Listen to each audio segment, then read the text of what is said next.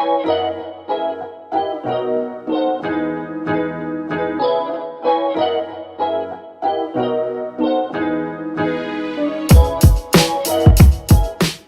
aujourd'hui, la thématique, effectivement, c'est sur la curation de contenu, mais comment finalement mettre la curation de contenu au service de notre approche pédagogique, de l'apprentissage.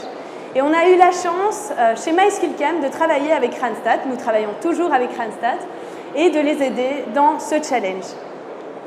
Alors, je ne vais pas m'introduire plus que ce que Gaëlle l'a déjà fait, mais voilà, moi je suis une passionnée de l'apprentissage, passionnée par l'impact que ça peut avoir pour les apprenants dans leur environnement, s'assurer qu'ils gèrent, en fait, grâce à l'apprentissage, de la meilleure manière qu'il soit, en fait, leur environnement. Et pour moi, ça me tient énormément à cœur parce que je suis maintenant Talent Development Manager chez MySkillCamp et c'est vraiment utiliser toute mon expertise au service des employés de notre entreprise. Et ça, je suis super contente d'avoir ce challenge-là aujourd'hui. Alors, voilà, MySkillCamp, on est une entreprise qui a été créée en 2014. On est une équipe qui grandit très très vite, on est maintenant 87 et on est localisé en France, en Belgique et au UK. Et notre siège social est en Belgique, hein, peut-être que vous l'entendrez par mon accent. Et voilà, on est des passionnés de l'apprentissage et on veut vraiment faire en sorte que chez nos clients, cette culture d'apprentissage soit présente et grâce à diverses approches pédagogiques, comme je vais vous le présenter aujourd'hui. Alors tout d'abord, je pense que ce qui est important, c'est de comprendre la curation, parce qu'on parle de la curation, je pense que maintenant, on l'a quand même tous plus ou moins compris, hein, c'est comme l'adaptive learning, c'est un mot qui fuse et qu'on entend beaucoup, mais voilà, la curation, c'est quoi? Juste, petit test, petite question, qui a déjà passé plus de 20 minutes pour choisir un contenu Netflix? Allez, ouais, voilà, je ne suis pas toute seule, ah, ça va. Effectivement, c'est pas facile, hein. On perd beaucoup de temps à trouver le bon contenu qui pourrait nous convenir dans nos attentes du moment, etc. parce qu'il y a une multitude d'informations qui est à notre disposition, quels que soient les environnements dans lesquels finalement on évolue. Et là, Netflix, mais c'est la même chose dans l'apprentissage. On est submergé par des chouettes contenus, ils ont l'air super chouettes. Mais finalement, est-ce qu'ils répondent réellement à notre besoin? Et le problème, c'est qu'on ne le sait que quand on l'a consommé. Et donc, potentiellement, on a déjà un peu perdu du temps. Alors, juste, bon, j'imagine que maintenant vous savez, mais qui sait ce que signifie la curation? Allez, ne soyez pas timide. J'imagine que pas mal d'entre vous savent finalement ce que c'est la curation de contenu. Eh bien, en fait, c'est le fait d'aller collecter, c'est vraiment cette dynamique, cette approche, de collecter différents contenus, quels qu'ils soient, d'accord? Ici, par exemple, dans l'apprentissage, ça pourrait être des articles, des vidéos, des cours digitaux, des cours en présentiel, ça devient plutôt compliqué, mais voilà, c'est vraiment d'aller chercher les contenus à disposition autour de nous, qu'on va collecter et qui sont sur une même thématique. Et en fait, ça vient du monde artistique, parce que si vous allez dans une galerie d'art, par exemple, ou un musée ou une exposition, vous allez vous retrouver dans des salles à thème. Eh bien, on a été chercher différentes pièces d'art qui sont sur la même thématique. Eh bien, la curation de contenu, c'est la même chose.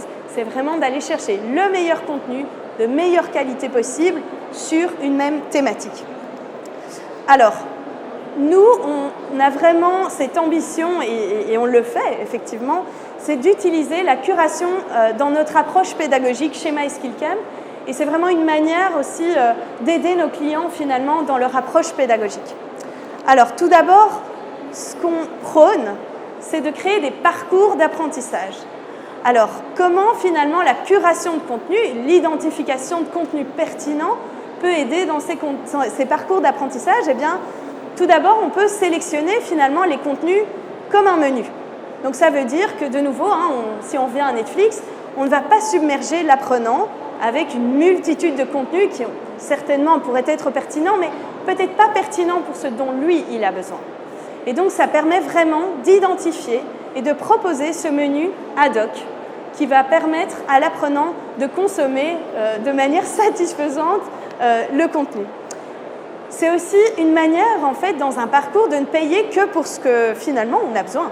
Parce que, effectivement, avoir toutes ces multitudes de contenus à disposition, mais vous payez toutes ces librairies qui noient d'abord l'apprenant et par la suite, est-ce qu'ils vont consommer l'entièreté? Généralement, pas vraiment. Et donc, c'est un petit peu de l'argent gaspillé.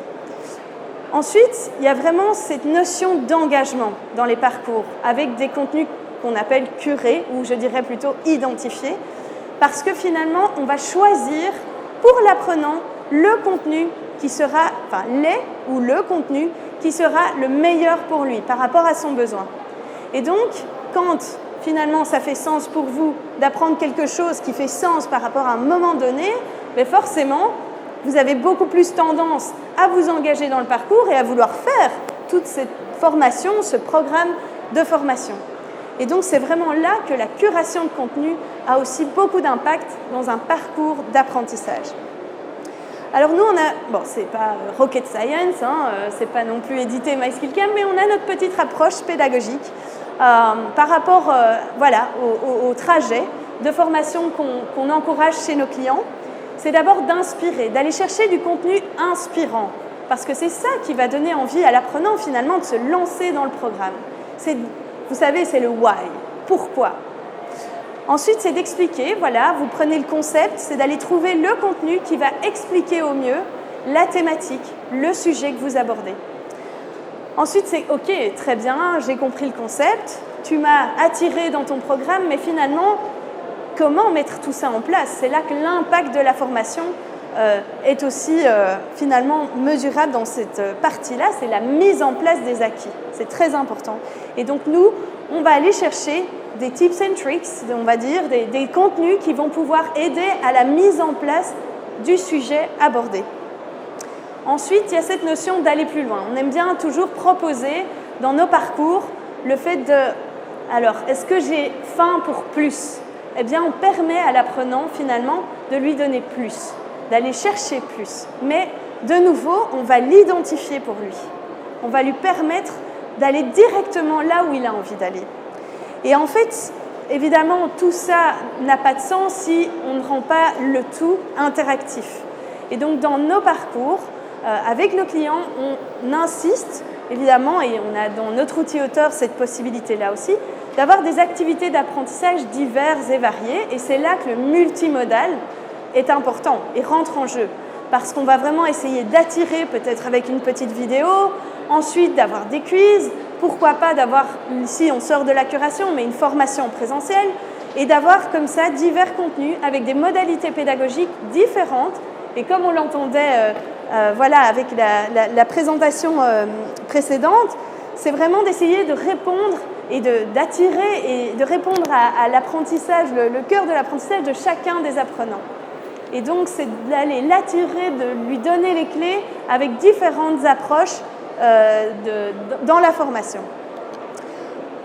Et donc, en fait, pourquoi finalement intégrer des contenus identifiés dans un parcours, ça fait sens, mais surtout avoir cette multimodalité parce que, on va curer du contenu, on va aller identifier des contenus, parfois c'est plutôt théorique, des choses, on va dire, dans le digital learning, des choses qu'on peut consommer seul, de façon autonome, mais on prône le multimodal parce qu'il n'y a rien à faire, la touche humaine, elle reste importante.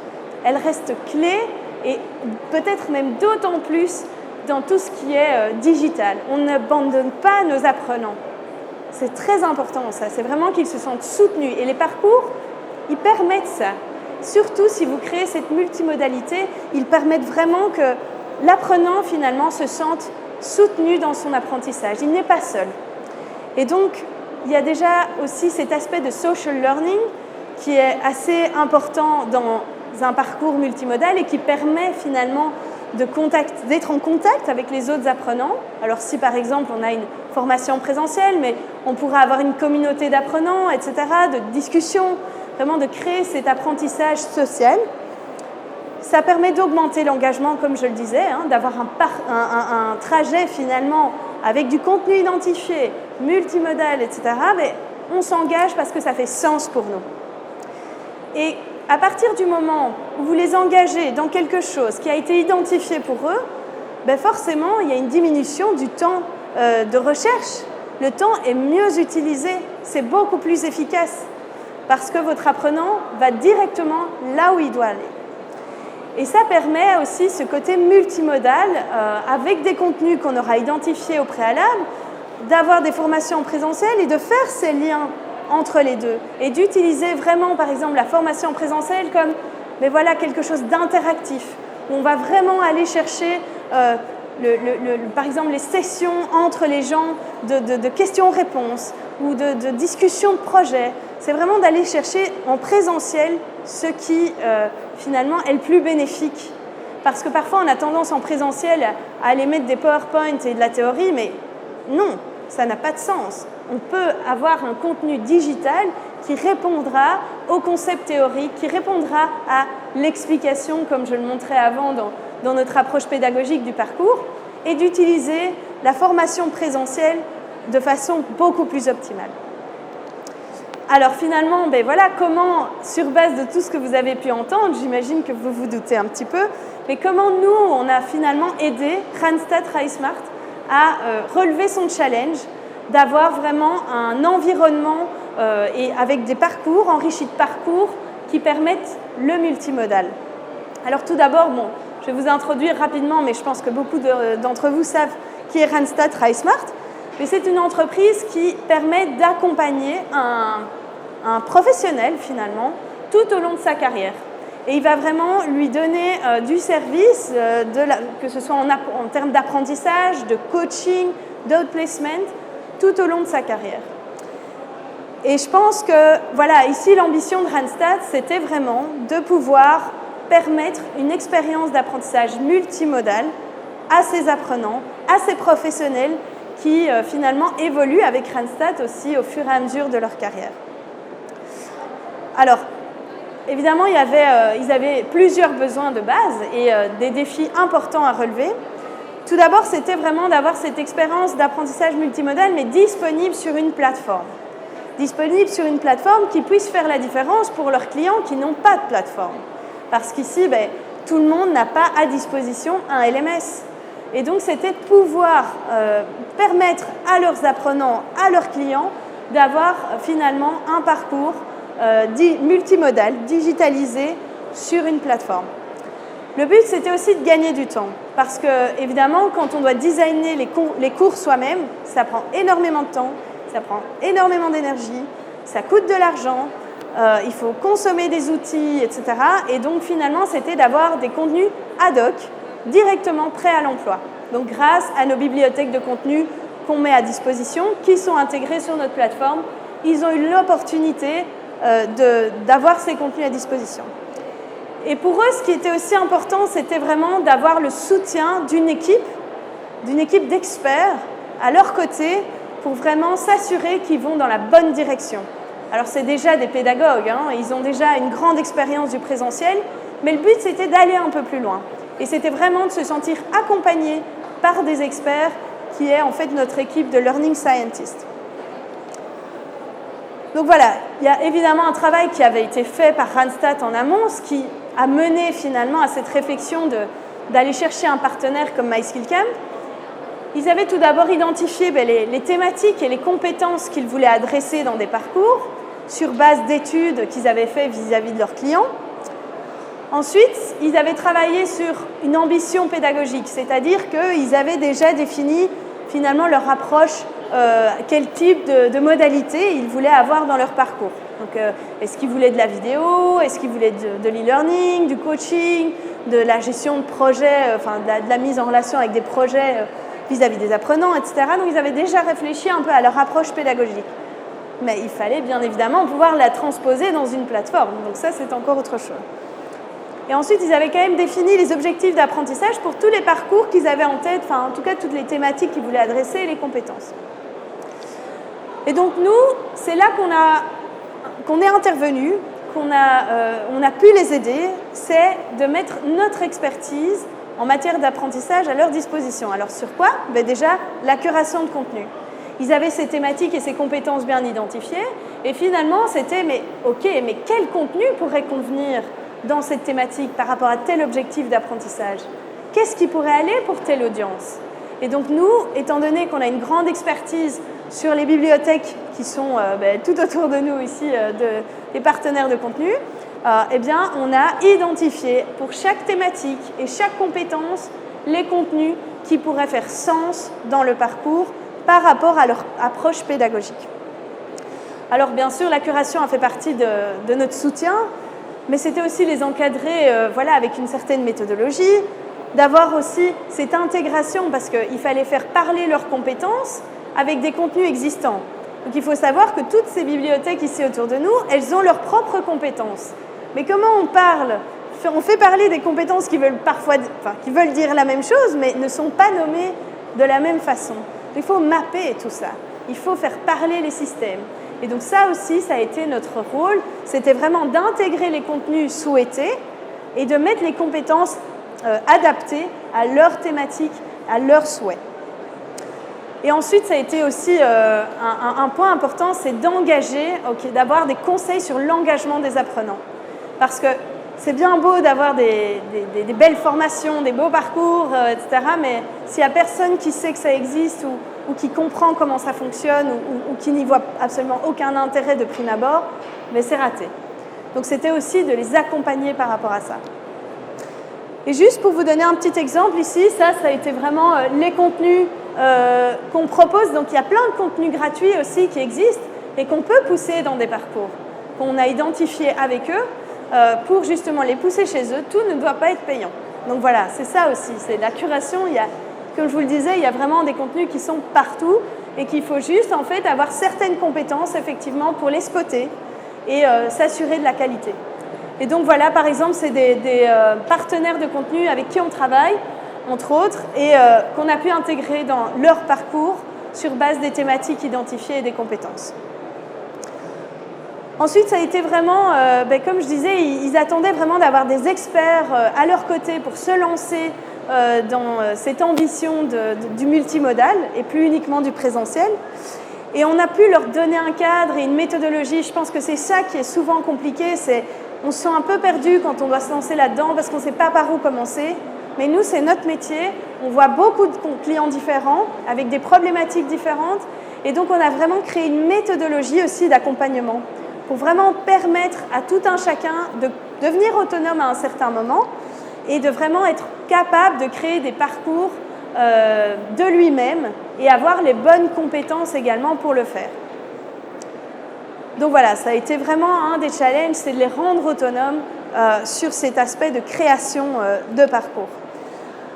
Alors il y a aussi évidemment, parce que ça je l'ai peut-être vite passé, mais il y a toutes ces notions de création de cours, parce que donc à un moment on accompagne sur la méthodologie, on accompagne sur les contenus à identifier, etc. Mais il y a aussi un moment, il faut implémenter ça dans l'outil. Et ça ne se fait pas comme ça. Et donc ça aussi, ça a été notre soutien vis-à-vis de Randstad TrySmart.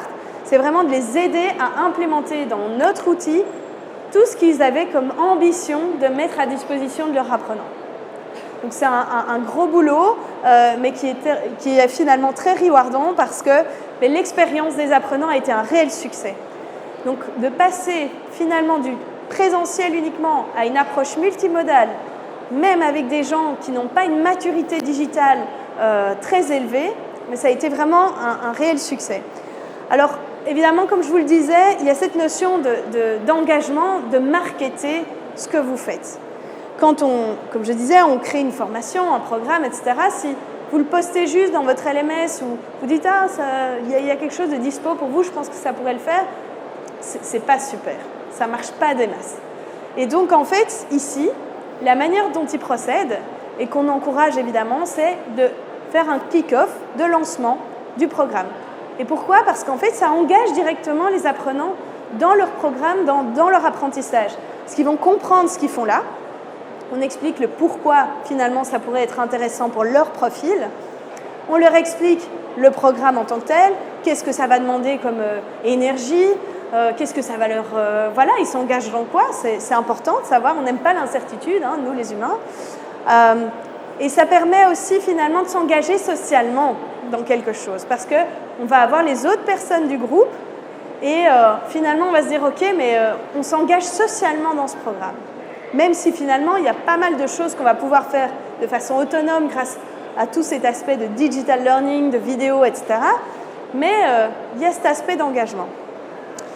Et quelque chose aussi que je trouve très important, parce que ça c'est un peu dans le change management, c'est quand vous mettez un outil à disposition avec des gens qui n'ont pas une maturité digitale très avancée, mais ils ne vont jamais déjà arriver à se loguer, quel que soit l'outil. Donc en fait, c'est leur montrer simplement, voilà, pour info, on navigue ensemble, je vous montre comment ça se passe. Et c'est tout. Il n'y a pas besoin de faire une démo, mais juste, déjà, en fait, finalement, passer cette barrière technologique. Ça, c'est très important. Ensuite, Randstad, RiseSmart, eux, étant donné qu'ils sont très très forts dans le coaching, etc., c'était important qu'ils aient cette approche de suivi des programmes qu'ils lancent vis-à-vis de leurs apprenants et voilà, des clients qu'ils suivent. Et donc, c'est vraiment, dans notre plateforme, on permet ce suivi, cette approche de coaching.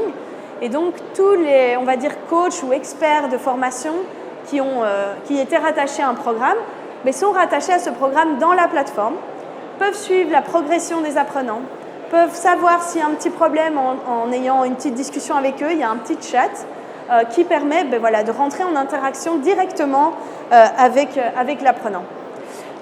Et donc après, on a eu un feedback, comme je vous le disais, très positif, malgré parfois des clients qui avaient été un petit peu moins matures au niveau digital. Il y a vraiment un réel succès de cette multimodalité et d'avoir ces contenus identifiés par rapport au profil et par rapport aux compétences qu'on veut finalement mettre en avant.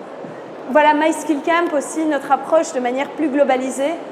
Parce que nous, comme vous l'avez entendu, on est des passionnés de l'apprentissage et on veut rendre ça personnalisé. On veut que ce soit individualisé pour chaque apprenant. Et c'est comme ça qu'on a conçu notre produit et c'est comme ça qu'on veut encore évoluer demain. Et voilà finalement, mais comment on fait ce voyage de upskilling, d'employabilité? Eh bien, c'est permettre d'abord de s'évaluer. D'abord, on va s'évaluer dans l'outil. On a un outil d'adaptive learning, vous l'avez entendu toute la journée. Mais voilà, ça nous permet de se positionner. Ce qui est important, c'est qu'en fait, on travaille nos compétences.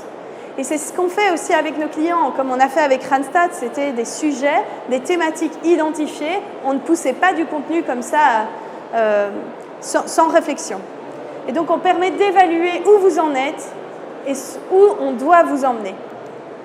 Et donc ça, c'est grâce à un apprentissage adaptatif, de nouveau grâce à cette curation de contenu, des contenus identifiés par rapport aux thématiques que vous voulez adresser, aux compétences. Et alors, ça va, sur base de votre positionnement, de votre assessment, eh bien, des contenus spécifiques vont vous être proposés. Et ça fait sens, parce que ça va correspondre à votre besoin en tant qu'apprenant. Et c'est ça dont on a besoin. C'est vraiment qu'on puisse apprendre quand on en a besoin, qu'il y ait vraiment quelque chose qui vienne à nous et qui réponde à un besoin profond qu'on a en tant qu'apprenant.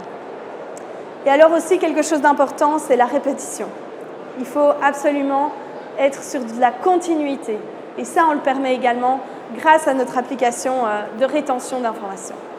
Je vous remercie et n'hésitez pas à poser vos questions. Merci beaucoup, Annette. Je voulais savoir, Randstad, ils interviennent dans plusieurs activités. Est-ce que vous êtes adapté dans tous les secteurs qu'ils englobent ou comment ça se passe? Alors ici, ça a été énormément sur des thématiques transversales. Donc ici, c'était vraiment tous, en fait, leur approche de formation qu'ils ont chez Randstad, RiseSmart. C'est vraiment le lien, parce que Randstad, ils font du recrutement, etc. Mais ici, c'est vraiment Randstad, RiseSmart propose des formations, voilà. Et donc, c'est vraiment sur des compétences transversales. Donc, ouais, du soft skills, parce qu'évidemment, tout ce qui est plus technique, mais c'est plus difficile de trouver du contenu à curer, en fait. Parce que malheureusement, on doit parfois aller le designer soi-même, mais il y a déjà une multitude de contenus à disposition et avec qui on travaille déjà chez nous. Donc n'hésitez pas d'ailleurs à venir sur notre stand